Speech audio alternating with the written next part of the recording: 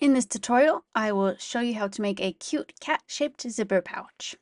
Download the free pattern by following the link in the description below. To start with, we are going to sew the zipper to one band piece. Place the zipper face down on the band piece and sew it along the edge. It is totally okay if the zipper is a little bit too long. And then press the zipper away from the band. Repeat that process with the other band piece, placing the zipper face down on the band and then pressing it away from the zipper. Now we're going to fold over the two sides of the patch, 1/2 inch, and baste them in place. Then you are going to sew the patch to one side of the cat head. After that, you are going to sew both cat heads to either side of the band with right sides together.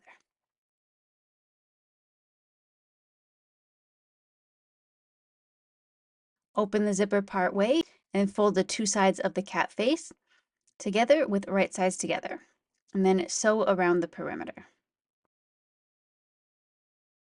Next, you want to clip all of the corners and curves and then turn the pouch to the right side.